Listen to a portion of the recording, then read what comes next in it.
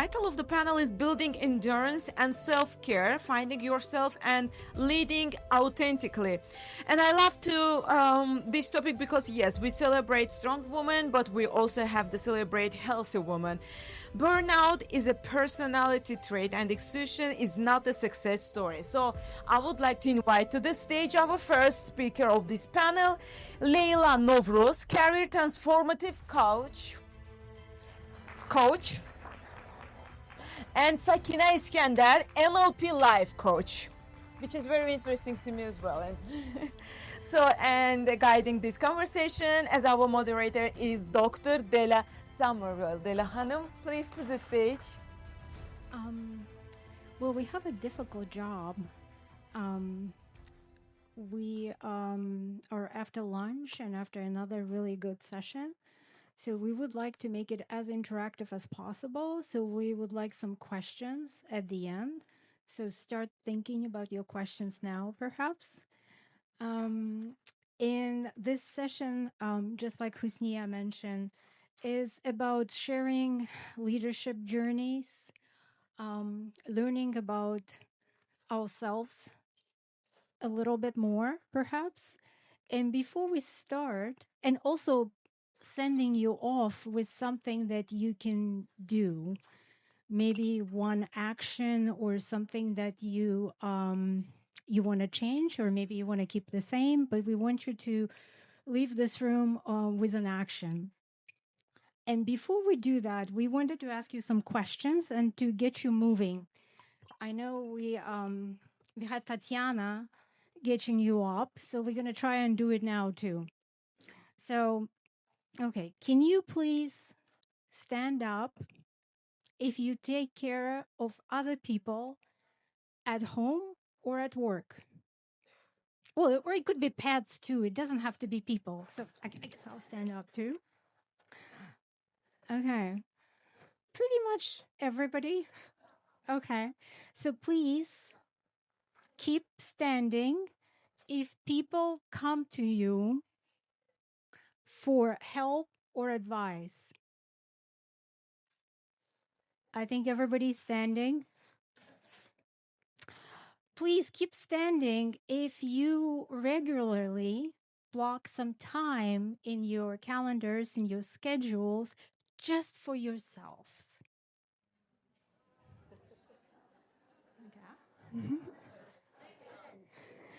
Keep standing if you feel like you can say no to somebody without feeling guilty.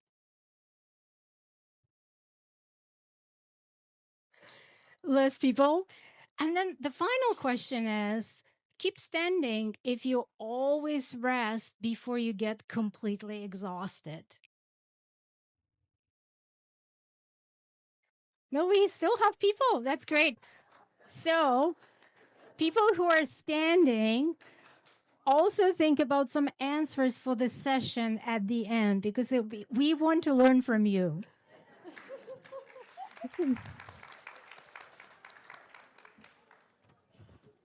So I'd like to start with Sakina. I feel like I need to introduce you one more time. I think you have a very impressive leadership story, and I think people in the room would want to know about it. So Sakina, is an entrepreneur and certified NLP life coach, and perhaps you can tell us a little bit what it means. With over 14 years of experience building businesses in fashion and technology, great combination. Her journey blends business leadership with deep personal transformation, shaping her work today as a coach, helping women move from fear and stagnation to strategic action and create the life they deserve. So my first question to you, Sakina, and perhaps you can explain a little bit about NLP, but can we talk about leadership? And Dr. Mujgan mentioned and gave us a really nice, I think, definition of leadership that was really good. But if you think about leadership mindset, leadership beyond titles, beyond all of that? What does it mean to you?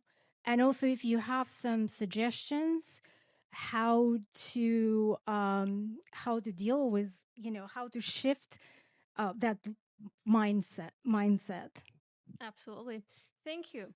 First of all, it's exciting to be here among very successful women, and at the same time intimidating, because when you see women coming from another country and doing all this work and being successful, it puts you to that mindset: am I behind? Am I doing enough? Either for myself, for my country. But then thank you to all of you, because after today, I'm pretty sure that I have better stories, better ideas to go and practice those. Um, when it comes to NLP stands for Neuro Linguistic Programming. And what it does is basically it takes the patterns in your brain, and with the practice and techniques that it offers, it helps you to shift your the mindset. And leadership mindset is, before I go to that, let me tell you what mindset is. I'm pretty sure you have already read about this, but it's a collection of beliefs, assumptions, ideas, values, and then the mental pattern. And what they do is when they come together, they help you to interpret the life around you and then the way you react to it. And the leader mindset is the one that focuses and centers around how to grow, how to help, how to achieve, how to find a solution. And but before me, all the ladies mentioned incredible stories about leadership and the importance of education. And I want to touch just slightly different aspect on that, because education gives you tools and resources to achieve. If you have those resources and still cannot do anything, that's a mindset. However, if you've never had access to education, if you've never had the support and you're still thriving, you're supporting, you're growing, that's a mindset as well. So what I'm trying to say is, leader doesn't, as Zimrit Khanum mentioned earlier, it's not the title. It actually comes after that, or maybe even before that. But I want to give an example, because when it comes to success, all the ladies here gave an example of what success truly looks like. But I want to give you an example of a lady who truly um, was an example. My grandmother, illiterate woman, no writing, no reading. She had 8 kids. And then if any of you know where Savetsky is, she she raised 8 kids there. And then what did she do? She was the man of the neighborhood, which means that nothing could happen without her permission. If the ladies wanted to go to, back then it was the hammams or the movie theater, she would gather all the ladies and make sure that they safely go from point A to B. And then, as well as, no fight could erupt in her neighborhood. No one could get married to a wrong person or a right person. She decided a lot, okay? Now, we moved to Ganjlik area, and then where my childhood was. To be granddaughter of that woman wasn't easy. Just imagine this: you're playing with the kids, and then kids, Colonel is here. You have to hide, or you have to be on your best behavior. And then them trying to kind of, put that on you. That's because of your grandma. Now we cannot do this and that. But that grandma was also the person who led by example. She didn't go to school, but she taught herself how to read, how to write. She spoke amazing Russian, and for some other reason, she cursed only in Russian too. So that's why I'm saying that it doesn't come from, education, background, the country. Everything is in here, the mindset. If you want to achieve something, you will work on that and you will get it. And the second part of that question is, what you do. The mindset have 2 types: fixed mindset and then the growing mindset. The fixed one, those are the ones who believe that talent and intelligence is inborn in it. So you cannot just, get that. However, the growth is the one that believes with work, efficient, and effort, you can achieve a lot in this world. So that's why I want to point out and say that the meaning of learning, it doesn't mean that you have to learn something to practice it, but that by just learning you can get yourself out of a situation and present yourself, and the most important thing, lead yourself and the next generation after you. Thank you. That was great. So, are you thinking about your questions? Just reminding you. So, Sakina, you're a busy woman. You're a mother. You're a wife. You're a businesswoman. So, how to be successful for a busy woman who is trying to balance all of that personal life, career, growth, um, development without burning out? um well, I was going to say that I was on the verge of burning out, but now that I'm saying it, I've always been burned out because, as you said, I was a mother. I had full-time job, and then during my while working, we decided to open my fashion business, and I was continuously working. After work, I would go to the boutique, talk to the employees, and then solve the issues, do whatever merchandising I need to do. And then I would go home. I have two girls waiting for me to either engage or help them, bathe them. And then one day I watched it was PepsiCo's ex CEO talking about balancing life and professional life. And then she exactly said the words, "There is no balance. Whoever says that, they're wrong." And then I looked at myself and then thought, "Oh, exactly, there's no balance. I'm literally squeezing things in between the things. If I'm at work, I have an hour break, which I had to take, just to get out of the work. However, during those works, I would write my daughters, fill the forms, or I would take the breathing or meditation or something just to get out of it. And then I would come to work. If I had a meeting that I was supposed to take, I would excuse myself, go take the meeting. And then the life that gets you around, when you come home, the cooking and the cleaning and then being a mother, it was never ending cycle that, you keep spinning around. And then after I got, from that life, I realized that if you don't have the life system, you will never ever be able to get out of this, only because I think it was Gulchehra Hanım, she talks about creating the structure, plan, and then just following that. If you want to be able to exercise, if you want to be able to eat, which is your time, and as well as work, and then pay attention to your mental growth, you just have to make sure that the time that you have and the allocation that you do among those works is just equally okay. This is my me time. This is my work time. I have to put everything in my to-do list. And only then, if I have to wake up at 6, I wake up at 6. If I have to go to bed at 10 because the morning is going to be much hectic, then I'm going to do that. Otherwise, no one is going to achieve the um, peaceful growth. Everything is going to be stressful. Everything will be running around and making sure that, did I do this? Did I do that? And then at the end, you feel like you're achieving a lot. However, you end up burnt out, stressed mind. So try to create the life system for yourself. Now, when I say that, if people think about life system, what could that be? Trust me, if you just go to ChatGPT and describe your day, it's gonna give you the best, and I mean the best structure for your day.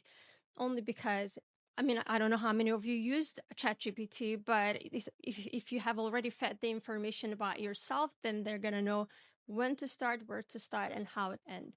The only thing, just don't forget about you need to, in order to sustain all that, you need to eat well, sleep well, and exercise. That's it.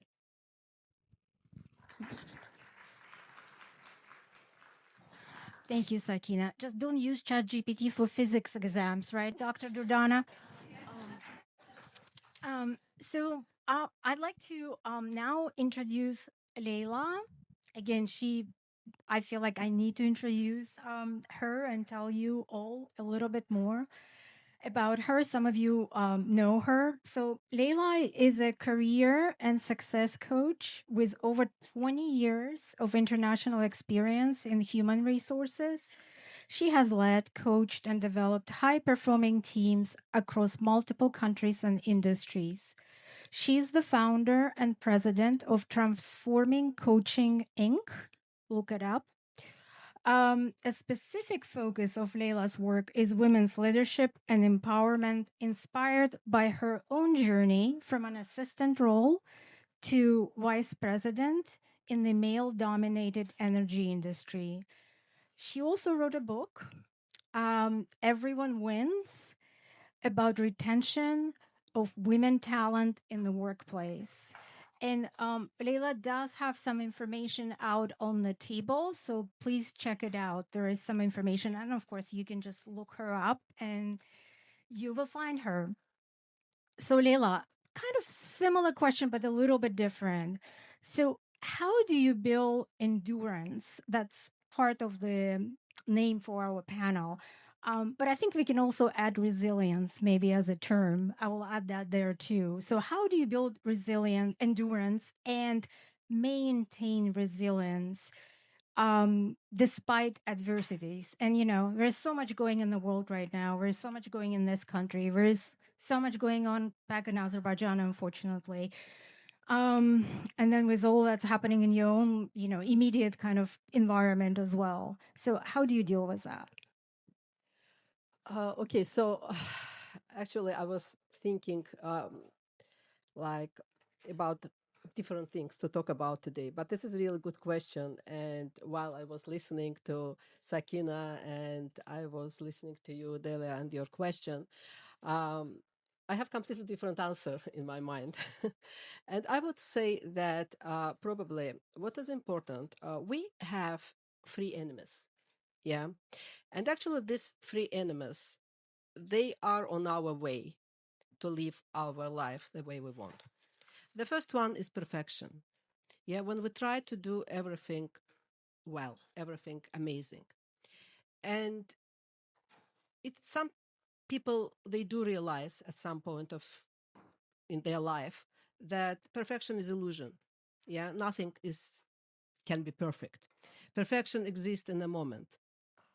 And let's say you just took a coffee, it's hot, it's nice, and you drink it, and then in 5 minutes it's cold and it's no longer perfect. Yeah, nothing is perfect. And when we realize that, we understand that the most important thing is to show up. Yeah, whatever you want to do, whatever you want to achieve, as we've talked about the structure, and having your structure, which sets you free, actually, and knowing what you want to do today, and just show up without torturing yourself and without bothering to do everything perfectly. Just do step by step, baby steps, one thing after another. I think it's really important to understand that the older point is in, motion, in action. It's not doing things perfectly.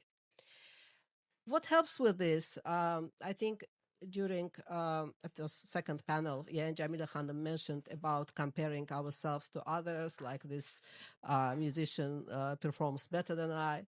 It's try not to compare yourself to anyone. You have your own path, you have your own way of doing things. And again, when you show up, when you do things, just do it your way and don't think about doing it better than someone else or better than, probably better than you did yesterday. That's a good thing. I think perfection is the first enemy. The second enemy is procrastination. Yeah, when we start delaying things, one day I will learn new language. One day I will start painting. One day I will do this. Turn one day to day one. Yeah, and don't procrastinate. And procrastination actually comes from perfection. Yeah, because why you procrastinate? You cannot do things as you want, as brilliant as you imagine, and you think, okay, if I cannot do it really well, I won't do it. So, but if you will give up on perfection and will just take an action, then procrastination will not be there. So, and if you will not procrastinate, you will see how your life is changing. And again, you stop rushing when you realize that perfection is not important and you don't procrastinate, things start moving. And this is what you need. This is endurance. Endurance is moving step by step. And the third one is really important, is letting control go. We women will like to control things. And because sometimes we have to, if I won't wake up, for example, my child, he'll be late to school. If I won't cook dinner and feed my family, they will starve. I don't know. We imagine ourselves different things that we have to control. We do need to control some things, but always ask yourself, and this is big part of resilience, I believe, that do I really need to control the situation? Do I really need to control other people around me? Or can I just trust universe? Can I let just it go and things will work well without my control? One of my favorite sayings probably is, and you all know this saying, is choose your battles. Yeah. We need to remind ourselves that we need to choose our battles. We will be exhausted if we will, fight all the battles. I think it's really important for resilience. It's really important for endurance. So just want to repeat, give up perfection, don't procrastinate, and don't try to control everything. Because we have two energies. We have energy of control and we have energy of surrender. Choose when you can use energy of surrender and when you can use energy of control. Because energy of control is like always, like swimming against the current in the river and against the flow. And energy of surrender is going with the flow. So both of them are not good all the time. If you will always swim against flow, you will be tired. Always by flow, you will be bored. So you need to choose, you need to switch. And this is the wisdom of life. So I would say these three things. I think that's a really good advice, and I saw a lot of people taking notes. So I'm Good just sign. a note to myself is do not control those dirty dishes that Dr. Dodana mentioned. You don't have to wash them; somebody else will. So one other question, Leila.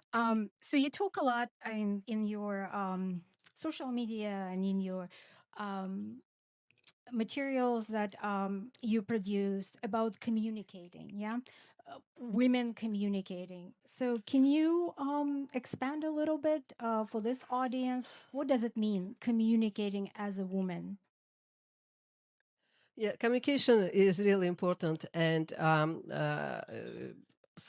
one of my colleagues who still works for BP and in Baku, I recently, when I was in Baku, I met her, and she said, Leila, we still quote you saying that it's better to over communicate than under communicate. So I even didn't remember saying that, but this is something I've said once, and they say that they are repeating this. Why communicating as a woman is so important for me, and why it's so close to my heart. I worked 28 years for oil and gas company. First it was Amoca, then it was BP. And I always, as a woman, I was minority in the room. And it always was difficult because, oil and gas industry is very male dominated, and things are changing today, and things are changing for better every year. But if we are talking about, and I'm talking about early 90s when I started and when my career started developing, it was really very Anglo-Saxon men dominated industry. And being a woman from a small country, we've talked about always need to explain where we're from. From a small country, being a woman and young at that time, I had to put my word through, because as HR leader, my role was, to convince, to influence, to impact leadership teams. And, it wasn't easy. Yeah. And I've learned a lot. And even when in 2013, I came back to Baku from Houston after my 3-year assignment there and started my role of HR vice president for AGT region of BP, Azerbaijan, Georgia, Turkey. I was the only woman in leadership team in RLT, and I was the only Azerbaijani. Yeah, everyone, all the team were expats from US and UK. There was one team Indian, others US, UK, and me. And I always, it's not that they didn't respect me. It's not that they didn't like me, but it's just nature. Yeah. It's just the dynamics. Then you are only woman in the room. It's very difficult to make your point because you may get interrupted, because you may not be heard. And sometimes, you say something and nobody pays attention. The same thing is said by your man colleague, and everyone says, what a great idea. Yeah, that's a really good, thing that you mentioned that. And you think, what's wrong with what I said? Yeah. So, I mean, like I observed this, it's not only my own, experience, but I observed this a lot with other women in the room. This is why I start thinking, like, what is it communicating as a woman? And communicating as a woman is actually to use your feminine energy. You don't need to be aggressive. You don't need to be over assertive. I mean, yes, being assertive is good, but it's not about behaving like a man in the room and just putting your hand on the table and being very loud. No, because men and women are different. Yeah, we have 6,500 genetic differences. We can't be the same. We can't behave same. That's a lot. Yeah. We see things differently. And this is not just the saying that we see things differently. We have, difference in our physiology as well as eyesight. We see colors differently, everything. So if a woman starts communicating as a man, it doesn't help her. Communicating as a woman means that using your feminine energy, your feminine power. It's not about shouting. It's not about talking loudly. It's about talking quietly. Actually, what I paid attention to, that all I needed to do is just to start my sentence, whatever I want to say, in a bit higher pitch, and then finish it very, very, very quietly. And all the room became quiet to listen what I want to say. Because I already, when I started, I have attention and then I don't need to keep it on high pitch. Yeah. So, I mean, there are nuances, but what is important as communicating as a woman is to have this strong self-esteem, which will help you to be strong communicator, which helps us to be strong communicators. Because if we have confidence, and confidence comes from self-esteem, and some people who know me and worked with me before, they heard this from me a lot, that don't work on your confidence, work on your self-esteem. So if you develop your self-esteem, if you work on self-esteem, you make your point, everyone will listen to you. You don't need to, behave like a man. So communicating as a woman is knowing yourself, is knowing your strength, not overwhelming yourself about your weaknesses, stopping all this, self-critics conversation in your head, and make your point quietly with strong feminine energy. So I live in Washington, D.C. For those who don't know me, I live there with my family. So 4.5 years ago, on a just regular October, very early morning, like it was not even 6 a.m., it was dark, I went running. That's what I like to do. That's what I did 2-3 times a week with a group of women. And we were running around the Capitol. So at that point, I was just on my own and it was dark. And at some point, I collapsed. And again, I was alone. Nobody, even though I was running with other people, but at that point, I was alone. I collapsed and my heart stopped. So essentially, I went into cardiac arrest. So I died. So I was very fortunate that there was a congresswoman on the run and she saw me.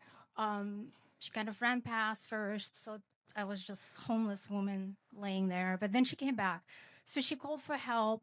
Capitol Hill Police started CPR and all of that, and the rest is kind of history. I'm here today.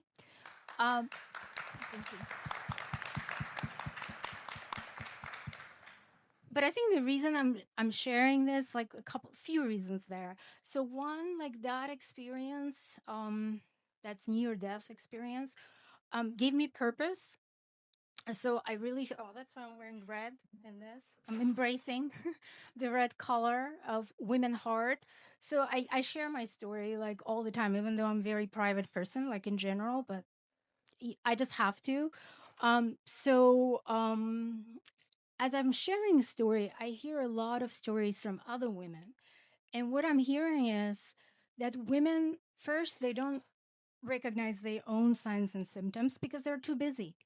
And they don't have time to go to the doctor. They're caring for somebody else. Remember, we were asking you questions? Yeah, they don't do that. They don't make that time. And they know maybe something is wrong, but they're not following up. But when they do think something is wrong and they go to the doctor, especially again with heart health, but I know it happens with other things, but with heart health, it's not seen as women's disease, even though it's number one killer for women.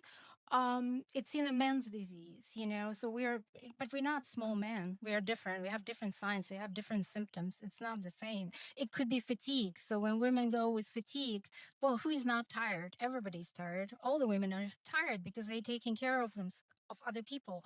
Or I heard all sorts of things. Or it's anxiety. It's all in your head. There's nothing there. Like you don't have it. Or my favorite one is I think one of the women, she was told that her bra straps were too tight, but she actually had a cardiac issue.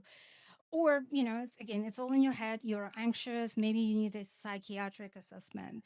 And then when they're sick again, they don't do rehab, and they just don't, because they're caring for other people. And there's statistics there are numbers there to support that. So it's not just the stories, it's also numbers and statistics.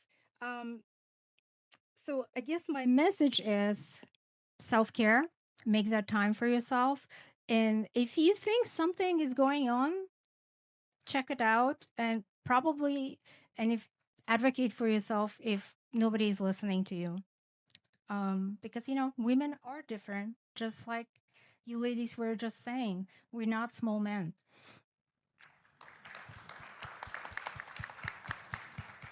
So I think with that, there is a microphone. Yes.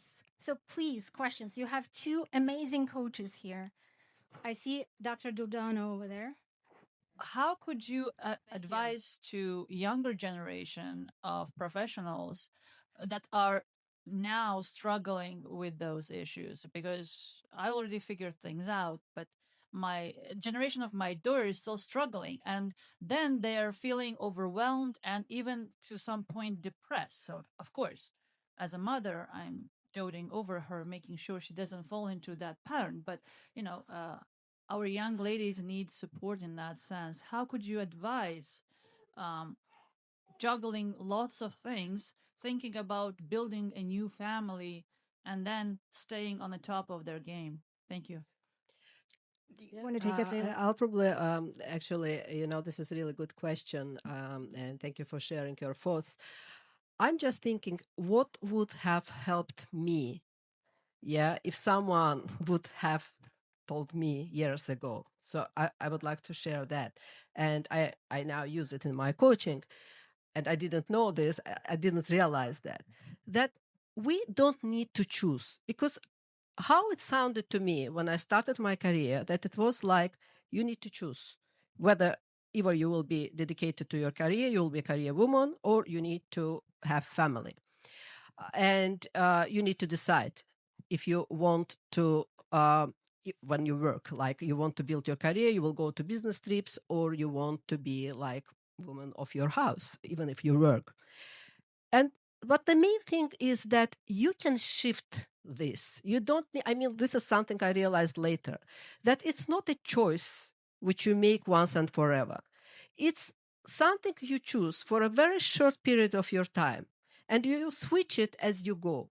For example, if I'm just starting my first job, being completely dedicated to my job, not caring much about, having family and delivering babies, it's absolutely fine. And at some point when I feel like, I mature to have family, to switch your focus from your work, from your career to your family. Yeah, and then again, you have a baby, you want to go back to work. It's okay to get the care for your baby and go back to work. And at some point, when your children need you more, again, switch, your balance. Let's say it's not a balance. Yes, switch your kind of attention to your family. It's okay to keep this changing. It's not one decision once and forever. You do your correction shots as you go, and you just choose for this stage of your life. Like at this stage, it's education. At this stage, my, primary goal is my career. At this stage, it's everything is about my kids. I think this will help. This is the advice I would kind of share with anyone who asks me now. Don't look at this as you need to make a choice. You can always change it as you go.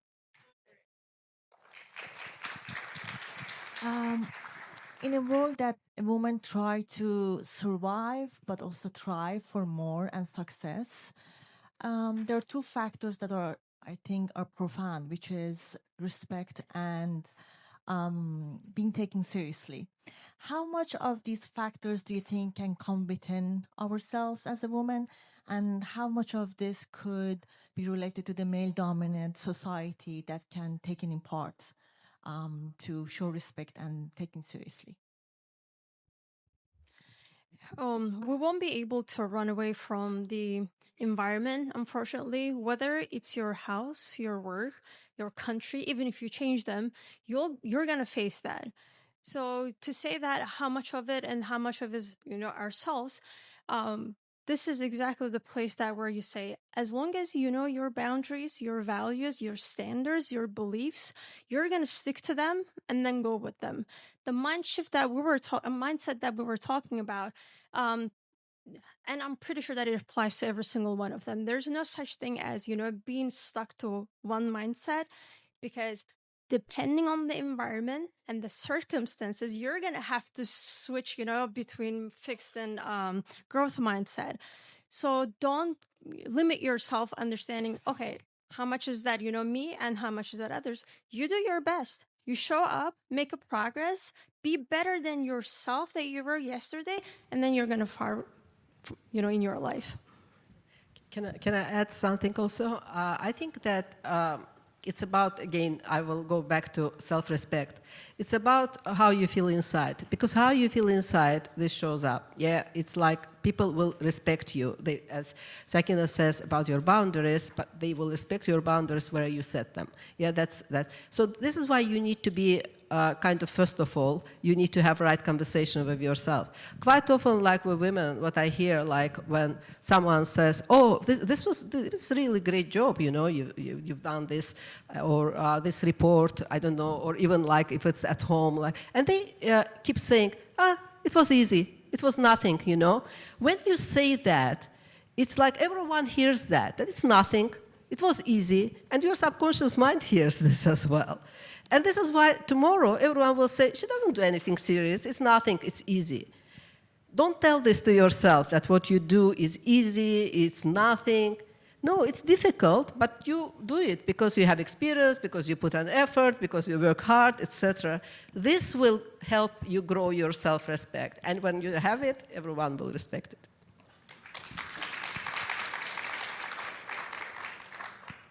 Thank you so much. Are there any other, we can probably take just one question. I don't see any hands. So, oh, we have one. Okay. Salam. İcazə versəniz, mən sualı Azərbaycan dili verərdim. Əlbəttə. Okay. Sual deyil də, təklif kimi də demək olar buna. Deməli, bir çox xanımlarımız iki çamadanla köhnə həyatımıza xərçəb gəlmiş insanlarıq. Düzdürmü? Və gələndən sonra bir çox xanım burada özünü tapa bilmir. Uzun illər iş axtarır, dil problemi yaşayır, fikir formalaşdıra bilmir. Və mənim sualım ondan ibarətdir ki, belə bir platforma varmı ki, həmin o qadınlara kömək məqsədi ilə psixoloji dəstəyi olsun? Çünki bilirəm ki, ətrafında bir çox qadın var ki, depressiya keçirdib uzun müddət və hələm-hələm ayağa qalxa bilməyib. Belə bir platforma varmı ki, orada xanımlara dəstək olsun, sırf Azərbaycan qadınları? Mən onu başqa ölkələrin saytlarında görmüşəm. Məsələn, ruslarda var, türklərdə var, amma Azərbaycanlarda nəsə mən araşdırıb tapa bilmədim. Varmı elə bir platforma ki, Azərbaycan xanımlara dəstək olsun, iş yardımına kömək etsin? Məsələn, bəzi qadınlarımız var ki, bilmirlər hara getsinlər, kilsəyə mi getsinlər, nə bilim, library mi getsinlər oxumaq üçün, ingilis dilini öyrənmək üçün. Uzun illər buradadır, amma dil bilmir. Elə bir platforma varmı ki, məsələn, açaq, rahat suallarımızı verək, müzakirələrimizi aparaq, bizə yol göstərsinlər və dil inkişafını edək. Təşəkkür edirəm. Lala, do you want to answer that question? Or shall we? Yeah, the question is really about, I will summarize, about psychological support for women who come here to this country and need that support in the way of a platform or something like this, where, again, it's people, women of Azerbaijani heritage that can talk to other people, can get support. It's almost like I'm seeing it as a support network. And do you want to answer that? I think Lala wants to you have answer you have some plans. I think let's just take this. I don't want to step into your panel, but actually at the very, very end of this event, there's going to be a very interesting announcement made that probably will answer exactly your question that you are asking. I think even if we planned, we could have not ended it better. I think we actually have an action. I was asking for an action, so we have a question and we have an action. So it's perfect. So I don't think we have any more time, but these wonderful coaches are around. Look them up, find them outside. There are some materials outside, also on Women Heart, actually. There's a table there. So please do that. And thank you so much. And again, think of the actions you're going to take.